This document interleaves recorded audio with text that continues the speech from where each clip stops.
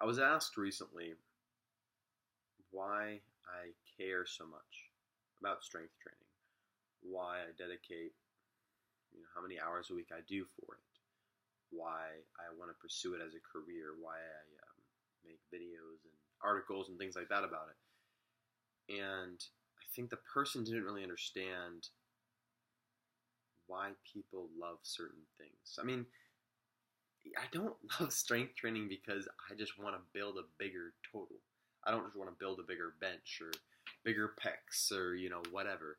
It's not about that. It never is for anybody. Like I said in a past video, it's about your why you do what you do. I don't love strength training. I don't do strength training because I just love it. There's reasoning behind it. There's a why. I'll give you an example. I'll relate it to something else first. Someone I know, I'm going to keep it really general here. Someone I know is really into fashion, right? It's her passion. It's what she loves. And I don't understand it. I don't understand some of the things she makes.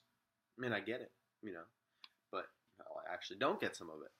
It's just beyond me. And despite what I might think of fashion or that kind of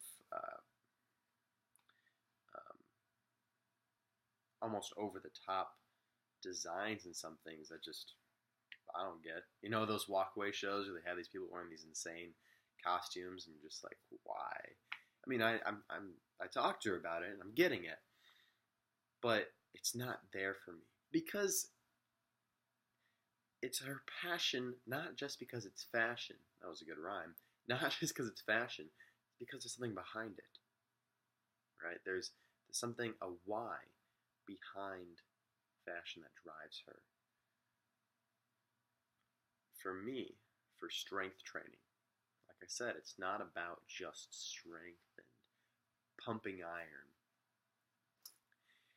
It goes along with my philosophy of constant progression, of never being satisfied, of always striving for something more, of challenging myself and pushing harder. I think more people could really learn from that. Not to be egotistical, but I really think that if more people adopted this ideology maybe, this method of thinking, then we would really benefit, I think, as a whole in our society. I think strength training is a good catalyst for that.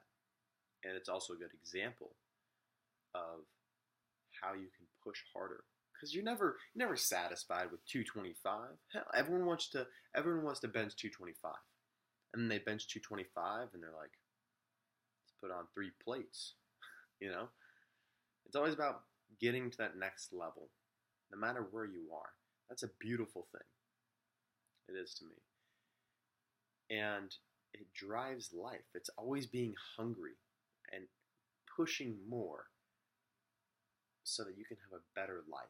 Learning to be satisfied with being unsatisfied, comfortable with being uncomfortable, and from that experiencing growth and change and a betterment as a whole. Strength was the first thing that I pursued that really brought me out of my shell. I might talk about this a lot, but in middle school, I didn't have a lot of friends. I sat alone sometimes. I didn't talk to girls. I wasn't involved in anything. I was just there. And where I look at myself now, I mean, I'm still far from like some ideal, yeah, but I've progressed. And it's just awesome to think about. Like, hey, I was able to do this. And that started not through much but strength. I found, like I said before, Elliot Holz's strength camp, and I saw his videos, and that pushed me. I wanted to do that. So I worked with the courage, and I went in the gym, benched. I missed that, and I failed like an idiot. Someone had to pull it off my chest. Missed it again. A different person came up, so I left. That was a scarring event. I didn't bench for another 6 months, which is why my bench is probably awful. Anyways, I went to the gym and I pushed myself and I experienced the benefits of strength training. And I fell in love with it and I pursued it. It was the first thing that I picked up outside of school as an interest of something like I really, really wanted to learn. I wanted to be an expert in this field or just really knowledgeable. And then from there, I found these other routes, these other paths of ways to express myself and advance myself and better myself. And it was I don't know what other word to use, but it was a blessing in my life. Not religious, but that's a blessing, man. If anything is. So yeah, that was awesome.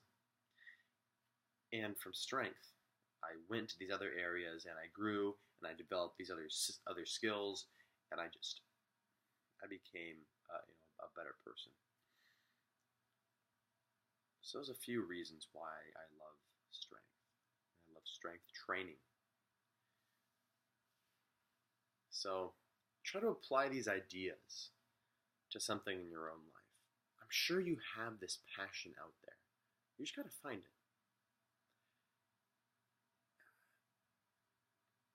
Find it is the wrong word. It can be the right word, but don't take the idea, the word find, and think, I just gotta search. I'll find my passion somewhere. It's out in this ether. I'll just claw through. Oh, there's my passion. That's not how it works. I don't mean find like just search around blindly until there's my passion. No, it's something you have to work at and develop, and slowly you'll realize it over time. It's not some instantaneous thing that you just understand. No, it was like 3 years, 4 years of me doing this that I finally decided this is something I want to do for my life. Okay, it's not quick, but find that thing in your life and apply these same ideas, and you will be able to see the benefits from it. Be able to understand yourself better. Plugging back into that self-analysis video, it's really helpful. Figure out why you love what you love, and let it be strength.